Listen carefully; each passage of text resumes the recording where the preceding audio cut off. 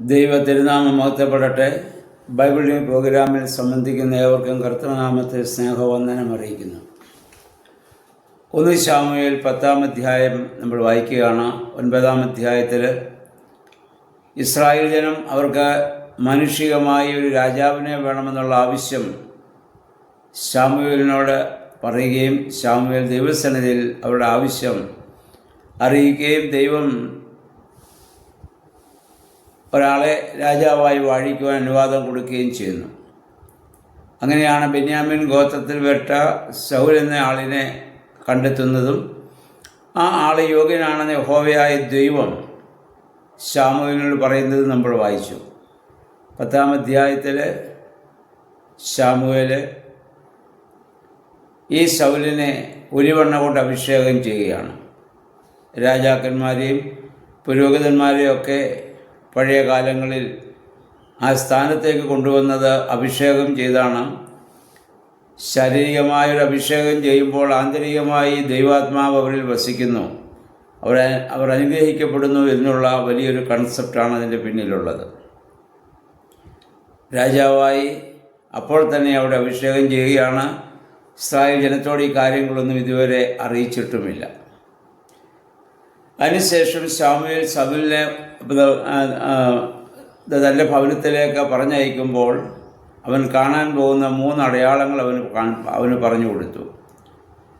ഒന്ന്, നീ പോകുന്നതായ സമയത്ത് റാഹേലിൻ്റെ ശവക്കുഴിയുടെ അടുത്ത് നീ എത്തുമ്പോൾ 2 പേരും നിന്നെ കാണും. അവർ നിങ്ങളോട് പറയും, നീ അന്വേഷിച്ചിറങ്ങിയ കഴുതകളെ കണ്ടെത്തിയിരിക്കുന്നു. നീ കഴുതകളെ അന്വേഷിച്ചാണല്ലോ ഭവനത്തിൽ നിന്ന് പോകുന്നത്. ആ കഴുതകളെ കണ്ടെത്തി, എന്നാൽ നിന്നെ കാണാതിരിക്കുന്ന നിൻ്റെ അപ്പനേറെ വ്യസനിക്കുന്നു. അപ്പോൾ ഈ അഭിഷേകത്തിൻ്റെ അനുഭവം എന്തെന്ന് മനസ്സിലാക്കാൻ വേണ്ടിയായിരിക്കാം ഈ അടയാളങ്ങൾ അവന് കാണിച്ചു കൊടുക്കുന്നത്. അപ്പോൾ അവന് മാനസികമായി വലിയ സന്തോഷമുണ്ടായി കാണും. കാരണം ഞാൻ അന്വേഷിച്ചു വന്ന കഴുതകളെ ഞാൻ കണ്ടെത്തിയില്ലെങ്കിലും എനിക്ക് പകരം അത് കണ്ടെത്തപ്പെട്ടിരിക്കുന്നു. രണ്ടാമത് പറഞ്ഞു, നിങ്ങൾ മുന്നോട്ട് പോകുമ്പോൾ 3 വ്യക്തികൾ വരുന്നത് കാണും. അതിൽ ഒരാളുടെ കയ്യിൽ ഒരു ആട്ടിൻകുട്ടി ഉണ്ടാകും, ഒരാളുടെ കയ്യിൽ 3 അപ്പമുണ്ടാകും, മറ്റൊരാളുടെ കയ്യിൽ ഒരു തോൽക്കൂടത്തിൽ അത് നിറയെ വീഞ്ഞുണ്ടാകും. അവർ ദൈവത്തിന് യാഗമർപ്പിക്കാൻ വേണ്ടി പോകുന്നവരാണ്. അപ്പോൾ യാഗമർപ്പിക്കാൻ പോകുന്നവരായ യാഗവസ്തുക്കളെ നീ കാണും. അത് ദൈവ സാമീപ്യം അനുഭവിച്ചറിയുന്നതിൻ്റെ ഒരു പ്രതീകം കൂടിയാണ്. അതിൽ 2 അപ്പം അവർ നിനക്ക് തരും. അവർ തരുന്നത് നീ സന്തോഷത്തോടെ നീ സ്വീകരിച്ചു കൊള്ളണം, നീ അത് ഭക്ഷിക്കണം. 3-ാമത് മറ്റടയാളം കൂടി കൊടുത്തു. നീ പട്ടണത്തിലേക്ക് പ്രവേശിക്കുമ്പോൾ ആഘോഷപൂർവ്വം ഒരു പ്രവാചകനെ സ്വീകരിച്ചുകൊണ്ട് വരുന്നത് നീ കാണും. അപ്പോൾ ആ പ്രവാചകനും കൂടെയുള്ളവരൊക്കെയും ആ പ്രവചിക്കുന്നത് നീ കാണും. അവൻ അപ്രകാരം കണ്ടു. ആഘോഷപൂർവ്വം ഒരു പ്രവാചകനെ കൊണ്ടുവരുന്നു. അവരൊക്കെ പ്രവചിക്കുമ്പോൾ നമ്മളിവിടെ വായിക്കുന്നു, ശൗലിൻ്റെ മേലും ദൈവത്തിൻ്റെ ആത്മാവ് വന്ന് അവനും അവിടെ പ്രവചിക്കുകയാണ്.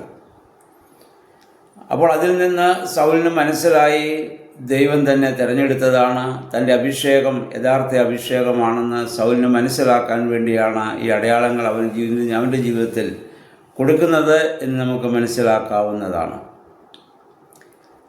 അപ്പോൾ അവനും അവിടെ പ്രവചിക്കാനായിട്ട് ആരംഭിക്കുകയാണ്. നമ്മൾ വായിക്കുന്ന അവൻ്റെ മേൽ ദൈവാത്മാവ് വന്നുവെന്നാണ്. അപ്പോൾ പണ്ട് കാലങ്ങളിൽ പുരോഹിതന്മാർക്ക് മാത്രമല്ല, രാജാക്കന്മാരും ദൈവത്താലാണ് അഭിഷേകം ചെയ്യപ്പെടുന്നത്. അത് രാജാവിനെ വാഴിക്കുന്നിടത്ത് പുരോഹിതൻ്റെ സാന്നിധ്യവും പുരോഹിതനെ വാഴിക്കുന്നിടത്ത് രാജാവിൻ്റെ സാന്നിധ്യവും പഴയ നിയമത്തിൽ കാണുന്നുണ്ട്. ഒരാൾ ആത്മീയ കാര്യങ്ങൾ നിർവഹിക്കുമ്പോൾ മറ്റേയാൾ ഭൗതിക കാര്യങ്ങളിൽ ജനങ്ങളെ നയിക്കുവാനും അവരെ നിയന്ത്രിക്കാനുമുള്ളവർ. 2 പേർക്കും ഒരേ ഉത്തരവാദിത്തമാണ്. ഒരു നാണയത്തിൻ്റെ ഇരുപുറം പോലെയാണ് ആത്മീയവും ഭൗതികവുമായ കാര്യങ്ങൾ എന്ന് പറയുന്നത്. അപ്പോൾ അതിനുള്ള ഒരു ക്രമീകരണം നമുക്കവിടെ കാണുന്നുണ്ട്. എന്നിട്ട് പറഞ്ഞു, നീ മറ്റൊരു മനുഷ്യനായി മാറുമെന്ന് പറഞ്ഞാണ് ശമൂവേൽ അവനെ വിടുന്നത്. ആത്മാവ്, ദൈവത്തിൻ്റെ ആത്മാവ് നിൻ്റെ മേൽ വരും, അപ്പോൾ നീ മറ്റൊരു പുതിയ മനുഷ്യനായി മാറും. പ്രിയമുള്ളവരെ, ഞാനും നിങ്ങളും ഈ ഭൂമിയിൽ പുതിയ മനുഷ്യരായി മാറ്റപ്പെടേണ്ടവരാണ്. മാമോദീസ മുങ്ങുമ്പോൾ നമ്മൾ പുതിയ ഒരു ജനനം അവിടെ സംഭവിക്കുകയാണ്, പുതിയ മനുഷ്യരായി മാറ്റപ്പെടുകയാണ്. അതുകൊണ്ടാണ് പൗലോസ്ലീഹ പറഞ്ഞു, ഒരുവൻ ക്രിസ്തുവിലായാൽ അവൻ പുതിയ സൃഷ്ടിയാവുന്നു, പഴയത് കഴിഞ്ഞുപോയി. ഇനി ആ പഴയ മനുഷ്യനായി നമ്മൾ ജീവിക്കേണ്ടവരല്ല. നമ്മളൊക്കെ സ്നാനത്തിലൂടെ പുതിയ മനുഷ്യരാക്കി മാറ്റപ്പെട്ടവരാണ്. എന്നാൽ ആ ദൈവാത്മാവിൻ്റെ പ്രവർത്തനം നമ്മൾ നടക്കുന്നുണ്ടോ എന്ന് നമ്മൾ ചിന്തിക്കണം. നമ്മുടെ പാപപ്രവൃത്തി മുഖാന്തരം പലപ്പോഴും ആത്മാവിന് നമ്മൾ പ്രവർത്തിക്കാൻ മേലാത്തൊരു സാഹചര്യത്തിലേക്ക് വരുന്നുവെന്ന് നമ്മൾ മനസ്സിലാക്കേണ്ടതാണ്.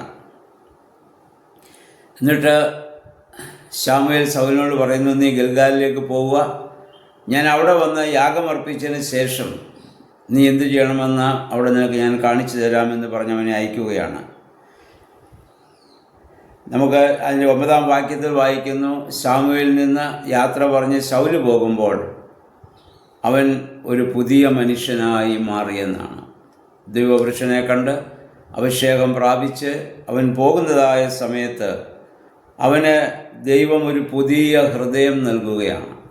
ഇനി പഴയതുപോലെയല്ല അവൻ ചിന്തിക്കുന്നത്, അവൻ ചിന്തിക്കേണ്ടത്. ഒരുവൻ ക്രിസ്തുവിലായി കഴിയുമ്പോൾ ആ ഒരു മനുഷ്യന് വരേണ്ട വലിയ മാറ്റം ഇവിടെ നമുക്ക് ശൗലിൽ കാണാൻ സാധിക്കുന്നുണ്ട്. അവന് ഒരു പുതിയ മനുഷ്യനായി അവിടെ മാറ്റപ്പെടുകയാണ്. അപ്പം ശമൂവേൽ ജനത്തെ, അതിനുശേഷം ശമൂവേൽ ഇസ്രായേൽ ജനത്തെ മുഴുവൻ മിസ്പായിലെ വിളിച്ചു കൂട്ടിയിട്ട് അവരോട് പറയുന്നു, യഹോവയായ ദൈവം നിങ്ങൾക്ക് രാജാവിനെ വേണമെന്ന് നിങ്ങൾ ആവശ്യപ്പെട്ടു. ആ സമയത്ത് വീണ്ടും പഴയ നിയമത്തെ യഹോവയായ ദൈവമുള്ള പിതാക്കന്മാരെ വിടുവിച്ച കാര്യവും വഴി നടത്തിയ കാര്യവും ഒക്കെ പറയുന്നു, അത്ഭുതങ്ങളെ പ്രവർത്തിച്ച കാര്യങ്ങൾ. പക്ഷേ നിങ്ങൾ ആ ദൈവത്തെ മറന്നിട്ട് മറ്റു ദൈവങ്ങളുടെ പിന്നാലെ നിങ്ങൾ പോയി. ഇപ്പോൾ നിങ്ങൾ ആവശ്യപ്പെടുന്നത് നിങ്ങൾക്ക് രാജാവിനെ വാഴിച്ചു തരണമെന്നാണ്. അതിനുള്ള ഒരു ക്രമീകരണം നമുക്ക് ചെയ്യാം. എന്നിട്ട് അദ്ദേഹം ഇസ്രായേലിലെ 12 ഗോത്രങ്ങളെയും ഒന്നിച്ചു കൂട്ടിയിട്ട് അവരുടെ ഇടയിൽ കുടുംബമായും അല്ലെങ്കിൽ ഗോത്രമായും അദ്ദേഹം അങ്ങനെ നറുക്കിടുന്നു. ഏത് ഗോത്രത്തിൽ നിന്ന്, ഏത് കുടുംബത്തിൽ നിന്നാണ് രാജാവ് ഉണ്ടാവേണ്ടത്. ആ നറുക്ക് ബെന്യാമിൻ ഗോത്രത്തിന് വീഴുന്നു. ബെന്യാമിൻ ഗോത്രത്തിൽ ഈ ശൗലിൻ്റെ പേർക്ക് അവിടെ നറുക്ക് വീഴുന്നു. പക്ഷേ ശൗൽ അന്നേരം തന്നെ അവിടുന്ന് ഒളിച്ചു മാറുന്നു. അപ്പം അവനെ അവർ അന്വേഷിച്ചിട്ട് കണ്ടെത്തുന്നില്ല. അതാണ് പഴയ നിയമകാലത്ത് നമ്മൾ പലപ്പോഴും കാണുന്ന, രാജാവും പുരോഹിതനുമാകാൻ വേണ്ടി പലരെയും അന്വേഷിക്കുമ്പോൾ ഞാനതിന് യോഗ്യനല്ല, എനിക്ക് സാധിക്കില്ല എന്നും പറഞ്ഞ് ഒഴിഞ്ഞു മാറുന്ന മനോഭാവം. ഇന്നോ ആ സ്ഥാനത്തേക്ക് വരാൻ എനിക്കെന്താണ് ഒരു കുറവ് എന്ന് ചോദിക്കുന്ന മനുഷ്യരെയാണ് ഇന്ന് നമ്മൾ കാണുന്നത്. കാരണം ആ സ്ഥാനം എനിക്ക് ലഭിച്ചാൽ എനിക്കെന്തെല്ലാം അനുഭവിക്കാൻ പറ്റും, ആസ്വദിക്കാൻ പറ്റുമെന്ന് മാത്രം ചിന്തിക്കുന്ന സമൂഹം. അവരിൽ നിന്ന് അങ്ങനെയുള്ള ആളുകൾ വരുമ്പോഴാണ് ഏതെങ്കിലും രീതിയിൽ ആ സ്ഥാനം കരസ്ഥമാക്കാൻ ഏത് മാർഗവും അവർ സ്വീകരിക്കുന്നത്. പഴയ നിയമത്തിൽ അങ്ങനെയല്ല നമ്മൾ കാണുന്നത്. പുതിയ നിയമ സഭയിലും അങ്ങനെയല്ല നമ്മൾ കാണുന്നത്. ദൈവത്താൽ വിളിക്കപ്പെടുകയും ദൈവത്താൽ തിരഞ്ഞെടുക്കപ്പെടുകയും ചെയ്യണം, എനിക്കതിനുള്ള യോഗ്യതയില്ല എന്ന് പറയുന്നവരെയാണ് നമ്മൾ കാണുന്നത്. മാറപ്രേമിനെ കുറിച്ചും ഒക്കെ നമ്മൾ അദ്ദേഹത്തിൻ്റെയൊക്കെ ജീവചരിത്രം നമ്മൾ പഠിക്കുമ്പോൾ പുരോഹിതനാകാൻ വേണ്ടി ആ സന്യാസ ആശ്രമത്തിലുള്ളവർ അദ്ദേഹത്തെ നിർബന്ധിച്ചപ്പോൾ പറഞ്ഞു, ഞാനതിന് യോഗ്യനല്ല എന്ന് പറഞ്ഞ് അദ്ദേഹം അവിടെ നിന്ന് ഒളിച്ചോടിയതായി നമ്മളും വായിക്കുന്നുണ്ട്. കാരണം കർത്താവിൻ്റെ ശരീരരക്തങ്ങളെ എടുക്കുവാൻ എൻ്റെ കരങ്ങൾക്ക് യോഗ്യതയില്ല എന്ന് പറഞ്ഞ വ്യക്തിയാണ് അദ്ദേഹം. സെയിൻറ്റ് ആൻ്റണിയെക്കുറിച്ചും അപ്രകാരം വായിച്ചിട്ടുണ്ട്. അവരൊക്കെയാണ് പിന്നീട് പരിശുദ്ധന്മാരായി മാറ്റപ്പെട്ടിട്ടുള്ളത്. ആ സ്ഥാനത്ത് ഇന്ന് എനിക്കെന്താണ് ഒരു കുറവ് എന്ന് ചോദിക്കുന്ന മനുഷ്യരെയാണ് ഇന്ന് നമുക്ക് കാണാൻ സാധിക്കുന്നത്. വേഷത്തിൽ മാത്രം ആ ആത്മീയമായ ഒരു കാര്യവും എന്നാൽ ആന്തരികമായി ചൈതന്യമില്ലാത്തൊരവസ്ഥയിലേക്ക് ഇന്ന് പൗരോഹിത്യവും മറ്റ് സാമൂഹിക പ്രവർത്തകരൊക്കെ ഇന്ന് മാറ്റപ്പെട്ടിരിക്കുന്നു എന്നുള്ളതാണ് ഏറ്റവും വലിയ പ്രശ്നം. അതിനുശേഷം അവരെ യഹോവയായ ദൈവം അവർക്ക് കാണിച്ചു കൊടുത്തു. ഭാണ്ഡക്കെട്ടുകൾക്കിടയിൽ ഒളിച്ചിരിക്കുകയാണ്. അവിടെ നിന്ന് അവനെ പിടിച്ചെടുത്തുകൊണ്ട് വരുന്നു. ജലത്തിന് മുൻപാകെ നിർത്തുമ്പോൾ നമ്മൾ പറഞ്ഞു അവൻ്റെ തോളും ശിരസ്സും ഉയർന്നുവെന്നാണ്. എന്ന് പറഞ്ഞാൽ അവൻ മറ്റുള്ളവരിൽ നിന്ന് ഉയർത്തപ്പെട്ടു എന്ന് ജനത്തിന് ബോധ്യമാക്കുവാൻ വേണ്ടി അന്ന് ശാരീരികമായൊരു അടയാളം കാണിച്ചു കൊടുക്കുന്നു. മറ്റുള്ളവരിൽ നിന്ന് നല്ല പൊക്കമുള്ളവനും നല്ല സൗന്ദര്യമുള്ളവനും ഒക്കെയായി ശൗലിനെ ഇവിടെ കാണുകയാണ്. പുതിയ നിയമത്തിൽ. പഴയ നിയമത്തിൽ നമുക്കറിയാം യോഗ്യത മുഴുവൻ ശരീരപരമാണ്. അതുകൊണ്ടാണ് ശരീരത്തിൻ്റെ വിശുദ്ധി അവിടെ ആവശ്യപ്പെടുന്നത്.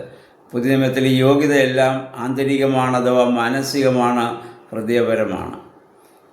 ഇവിടെ ദൈവം നോക്കുന്നത് ഹൃദയത്തിൻ്റെ വിശുദ്ധിയാണ്. പുതിയ നിയമത്തിൽ നോക്കുക, അതിനുള്ളതായ യോഗ്യതയാണ് കാണുക. അത് നമ്മുടെ ഹൃദയം മറ്റുള്ളവരെക്കാൾ ഉയർന്നു നിൽക്കുന്ന, അല്ലെങ്കിൽ വിശുദ്ധിയിൽ ഉയർന്നു നിൽക്കുന്ന അനുഭവം ഉണ്ടാകുമ്പോൾ ആണ് നമ്മൾ ആ സ്ഥാനത്തിന് യോഗ്യരെന്ന് നമ്മൾ മനസ്സിലാക്കേണ്ടതാണ്.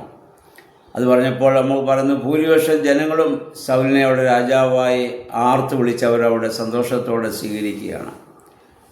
എന്നാൽ ഒരു വിഭാഗം ജനങ്ങൾ അതിനെ അവിടെ വിമർശിക്കുന്നുമുണ്ട്. ഇവൻ അതിനുള്ള യോഗ്യതയുണ്ടോ, നമ്മെ രക്ഷിക്കാൻ ഇവനെ കൊണ്ട് സാധിക്കുമോ എന്നൊക്കെ പറഞ്ഞ്. ഇത് നമ്മുടെ കർത്താവ് നേരിട്ടതായ കാര്യമാണ്. പരിശുദ്ധാത്മാവ് അവൻ്റെ മേൽ വന്നു. സ്നാനസമയത്ത് ദൈവപുത്രൻ്റെ സാക്ഷ്യമൊക്കെ ലഭിച്ചു. അവൻ്റെ ജനനം അത്ഭുതകരമായി നടന്നു. ഇതൊക്കെ മനസ്സിലാക്കിയ ശാസ്ത്രി പരീശന്മാരും അന്നത്തെ സമൂഹവും യേശുവിനെ, നല്ല വിഭാഗം ആളുകൾ യേശുവിനെ തള്ളി. ശാസ്ത്രിമാരും പരീശന്മാരും പണ്ഡിതന്മാരും ഒക്കെ യേശുവിനെ തള്ളിയെന്ന് സാധാരണ ജനം കർത്താവിനെ മനസ്സിൽ സ്വീകരിച്ചു. മർക്കോസിന്റെ സുവിശേഷം 6-ാം അധ്യായം. കർത്താവ് നസ്രയത്തിൽ ചെന്നപ്പോൾ അവനോട് പരിഹസിക്കപ്പെട്ടു, സ്വന്തം ഗ്രാമത്തിൽ പോലും. ഇവനെ നമുക്കറിഞ്ഞുകൂടെ? ഇവൻ മറിയയുടെ മകനല്ലയോ? ഒരു പുരുഷനെ അപ്പൻ്റെ പേര് പറയാതെ അമ്മയുടെ പേര് പറഞ്ഞ് അവർ പരിഹസിക്കുന്നതിന് ഒരു തുല്യമായിരുന്നു അത്. ഇവൻ്റെ സഹോദരന്മാരൊക്കെ നമ്മുടെ ഇടയിലില്ലേ? അവർ ആശാരിപ്പണി ചെയ്യുന്ന, വെറും കാർപ്പൻട്രി വർക്ക് ചെയ്യുന്ന സാധാരണ ജനങ്ങളാണ്. ഇവനെ നമുക്ക് അറിഞ്ഞുകൂടെ? പക്ഷെ അവൻ്റെ ജ്ഞാനത്തിൽ അവരവിടെ അത്ഭുതപ്പെടുന്നുണ്ട്, ഇവനിതൊക്കെ എവിടെ നിന്ന് കിട്ടിയെന്ന്. ഇന്നും സമൂഹത്തിൽ പലപ്പോഴും ഇതൊക്കെയാണ് സംഭവിക്കുക.